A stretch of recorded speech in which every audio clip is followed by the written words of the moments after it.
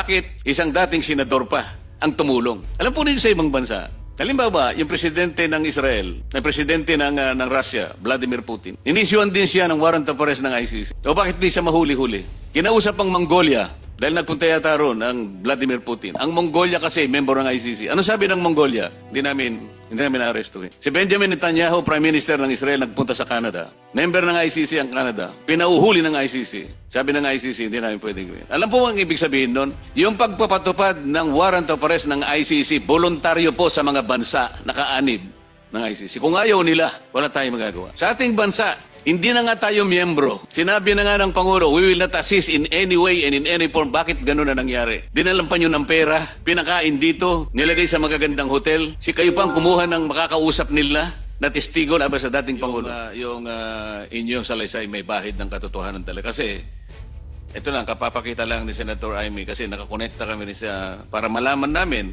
isa-isa naming tinitingnan kung lahat ng sinasabi ninyo ay consistent sa mga naganap na pangyayari.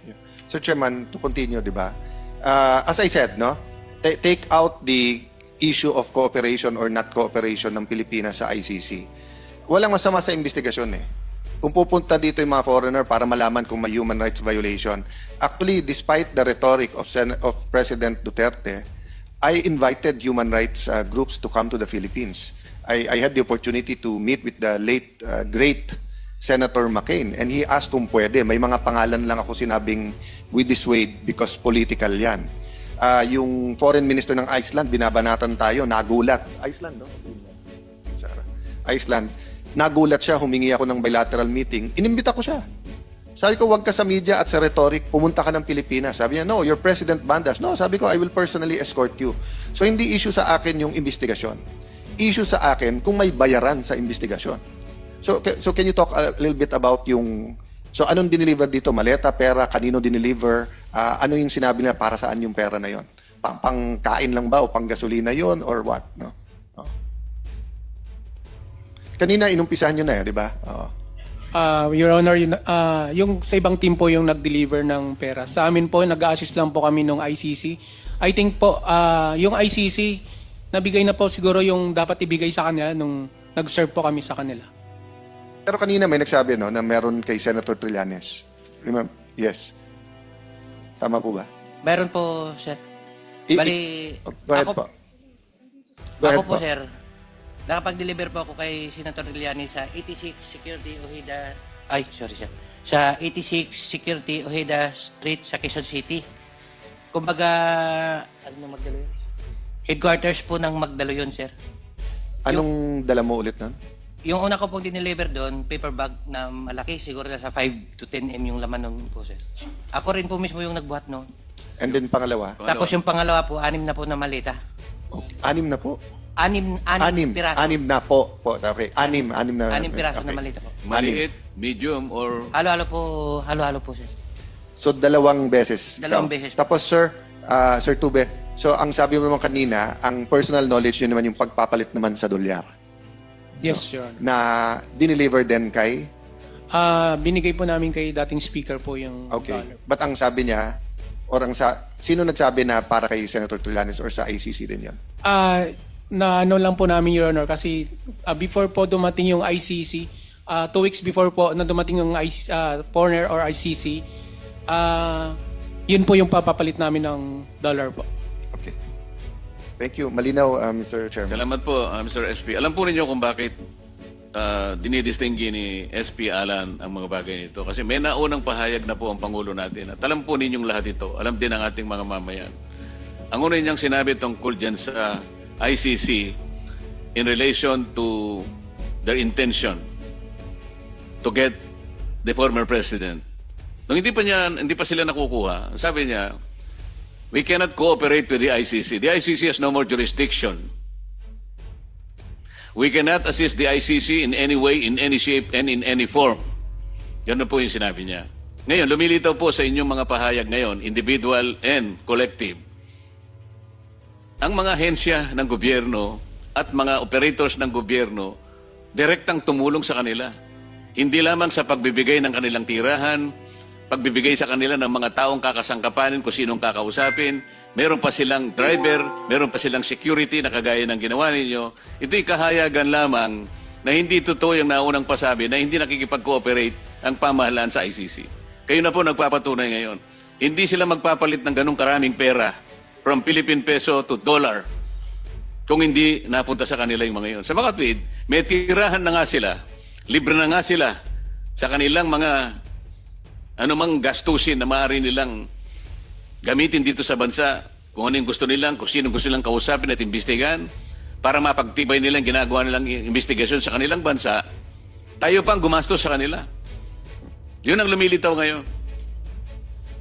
So, kung ginamitan sila ng pera, paano natin masasabi na ang investigasyon na ginawa nila ay sang-ayon sa batayan nila? Na dapat sana silang humanap at hindi sila ang tinulungan pa na humanap. At ang humanap pa ay mga kilala ninyong tao na kalaban pa ng dating Pangulong Duterte. So, malinaw po na wala talagang objectiveness kung ang pag-uusapan ay yung pag-uusig sa dating Pangulo. Ito ngayon ang inihahayag sa ilang bahagi po ng inyong pagtestigo ngayon. Balikan po natin yung 14 Nara Street. Mr. Chairman, just last point sa ICC. Nakalagay kasi sa Article 127 ng Rome Statute, a state may, by written notification, address the Secretary General of the United Nations, withdraw from this statute. The withdrawal shall take effect 1 year after the date of receipt of notification unless the notification specifies a later day. So 2018 tayo, kung hindi ako nagkakamali, umalis. 2019? Okay. Nag-withdraw tayo 2018, nag-take effect 2019. I was Secretary of Foreign Affairs. Hinahanap ko yung eksaktong article din sa Rome Statute na dapat i-authorize ng court yung investigation within that year, no? So kung 2023 pa lang sila nag-iimbestiga, that is a violation. Ito ang problema. Halimbawa kay Senator Bato, hindi siya makapunta sa local court para sabihin may violation ng Rome Statute. Samantalang sa Pangilinan versus Cayetano, sabi ng Supreme Court, kapag ka unconstitutional yung treaty or yung application ng treaty, ay masusunod konstitusyon natin. No? So, lumayo tayo ng konti, pero same effect ng corruption. So I just wanted to put that on record, Mr. Chair. Importanteng lumabas ang buong katotohanan dito kasi sistema natin ng gobyerno, batas natin, constitution ang involved. Walang kaibahan to sa nangyari kahapon, and I really hope, I'm praying there'll be a next hearing after this para nga magkaharap-harap ang DOJ, ang Senator Trillanes, imbitahin natin. I'll defer now to you, Mr. Chairman. Thank you. Karagdagan lamang sa sinasabi ni SP para maintindihan po ng lahat ng mamamayan. Nag-withdraw tayo 2018 sa Rome Statute. Sa kanilang patakaran, magkakaroon lang ng visa yun pagkatapos ng 1 taon. Alam po ba ninyo ang dahilan nun? Ang dahilan po nun, hindi kaagad tatanggapin ang pag-withdraw dahil nga sa kanilang tuntunin na ang nagkasala sa panahon na tayo ay membro ng ICC, may karapatan silang usigin yun. Ngunit yung pag-uusig na yun, may hangganan. Kailangan, nung mag-withdraw kayo, yung request for investigation dapat ginawa ng ICC bago lumampas yung taning na 1 taon. Hindi po nila ginawa yon. Nung sila ay mag-request ng investigation, yung kanilang prosecutor, 2 taon na mahigit na wala ng visa. Nag-withdraw na tayo eh. Nagkaroon ng visa after 1 year. Dapat doon nila ipa-file yung request for investigation. Hindi po nila ginawa. Kaya ngayon sila nagmamadali ngayon, lahat ng paraan ginagawa nila. Ang pinakapuntong pinag-uusapan ngayon, bakit tayo pa ang tumulong sa kanila para usigin ang kapwa natin Pilipino? Bakit hindi silang magkusa? Sarili lang gasto, sariling sakripisyo. Bahala silang humanap. Dahil ang patakaran na sinabi ng Pangulo, we will not assist the ICC in any way, in any form, and in any shape. Bakit kabaligtaran ang nangyari? Yun ang punto. Yun ang pinakapunto. Kaya hinahanap natin ngayon, bakit isang dating senador pa ang tumulong? Alam po ninyo sa ibang bansa, halimbawa, yung presidente ng Israel, ang presidente ng Russia, Vladimir Putin, inisyuan din siya ng warrant of arrest ng ICC. O bakit di siya mahuli-huli? Kinausap ang Mongolia. Dahil nagpunta yata roon ang Vladimir Putin. Ang Mongolia kasi, member ng ICC. Ano sabi ng Mongolia? Hindi namin na-arrestuhin. Si Benjamin Netanyahu, Prime Minister ng Israel, nagpunta sa Canada. Member ng ICC ang Canada. Pinauhuli ng ICC. Sabi ng ICC, hindi namin pwede gawin. Alam po ang ibig sabihin nun? Yung pagpapatupad ng warrant of arrest ng ICC, voluntaryo po sa mga bansa nakaanib ng ICC. Kung ayaw nila, wala tayong magagawa. Sa ating bansa, hindi na nga tayo miyembro. Sinabi na nga ng Pangulo, we will not assist in any way and in any form. Bakit gano'n na nangyari? Dinalampan nyo ng pera, pinakain dito, nilagay sa magagandang hotel. Si kayo pang kumuha ng makakausap nila na testigo laban sa dating Pangulo. Sino nagkanulo ngayon sa ating Pangulo? Sarili nating bansa, sarili nating kababayan. Sa ibang bansa hindi nangyayari. Pumunta ka sa Russia, sabi ni Vladimir Putin, kung hindi kita uhulihin. Gumawa sila ng kautusan. Lahat ng investigador na pupunta rito dapat ikulong. Nagagawa nila sapagkat may respeto sila sa kanilang leader. Dito sa ating bansa, hindi ko na po alam kung ano nangyayari. Balikan natin yung Naray Street. Yung Tamarin Street, 30 Tamarin Street. Isa sa mga video message ni Saldico, sinabi niya na nag-deliver siya ng 1 billion pesos doon sa lugar na yon. 30 Tamarin Street. Dalawang pagkakataon niyang ginawa yon. December 2 and December 5, 2025. Nung una, ang dinala niya 200 million pesos. May gamit siyang isang Grandia Elite. Ang tumanggap si Yusek Jojo Guadis, kasama ng kanyang gwardiya na noong araw na yon ay naka Black Fortuner, Toyota. December 5, 800 million. Dalawang Grandia Elite. Ang tumanggap din si Yusek Jojo Guadis. The same 30 Tamarin Street. Sino sa inyo ang nakasama ni Saldico nung i-deliver sa 2 araw? Yes, sir. Po, Your Honor, Anselmo Taberdo, Your Honor. Pinatutunayan nyo na naganap yung pagde-deliver sa 2 araw, December 2 and December 5. Correct po, Your Honor. Your Honor, pinatutuhanan ko yan. Sir President, siguro dapat makuha rin natin ang CCTV ng security agency na namamahala sa lugar na yon, sakop ng 30 Tamarin Street. Sa Forbes Park yata yan.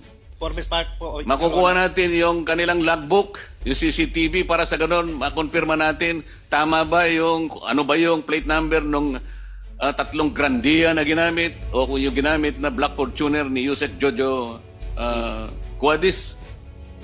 At kung sino yung namamahala doon sa 30 Tamarin Street. Your Honor, madagdag ko lang. Pag pumapasok po ako doon is Nelson Go ang binabanggit ng gwardiya. Ano po? Nelson Go. Yung Nelson Go, yun po yung dami ni former Speaker Martin Romualdez. Pero ang may-ari po dyan, ang bumili daw po ay Golden Peasant. At kinakailangan din po sa isang pagdinig natin ay tawagan din si Attorney Jose Raulito E. Paras. At ang pagkakasabi po sa amin, siya pa yung nagbigay ng $2 million kay former Speaker Martin Romualdez para mag-donate sa Harvard University. So kailangan pong malaman po natin lahat ito kung tunay ito. At kailangan din po natin sigurong maipatawag, Mr. President, ang Register of Deeds ng Makati para malaman natin kung sino yung may-ari ng 14 Naray Street sa Forbes Park. Sino po ang nag-deliver sa 14 Naray Street sa Forbes Park? 1, 2, 3, 4, 5, 6, 7, 8, 9. So siya po ang nagdi-deliver diyan sa lugar na yan. Paano po nyo nalaman na yung po ay bahay o pag-aari ni former Speaker Martin Romualdez? 14 Naray Street. Your Honor, bago po kami papasok ng gate, sasabihin po yung number ng bahay at saka yung kaninong bahay po bago papasok po. Ano po ang sinasabi ninyo bago kayo papasukin? Kay Speaker Romualdez po, 14 Nara. Papapasukin na kagad kayo ng gwardiya? Yes, for honor, kasi na-coordinate na po nila yun galing sa loob, sa gate po. So sino pa po ang magkukonfirma nun? Ako po, Your Honor, kinokonfirma ko. Ganon din po, tuwing papasok kayo, ang sasabihin nyo lang, 14 Nanay Street, Speaker Martin Romualdez. Yes po, Your Honor. Ilan po lahat ang na-deliver naman do sa 14 Nanay Street? Kasi dalawa po yung delivery nyo, isang 42 McKinley at isang 14 Nanay Street. Marami, Your Honor, kasi yung natapos na dun sa simula 2022 hanggang 2023 December, dun sa 42 po, na-stop na po yung deliveries po. Tapos dun sa 2024 January, nag-start yung deliver sa 14 Nara Street po. Hanggang natapos po yung termino ni Busaldi po. Ano po ang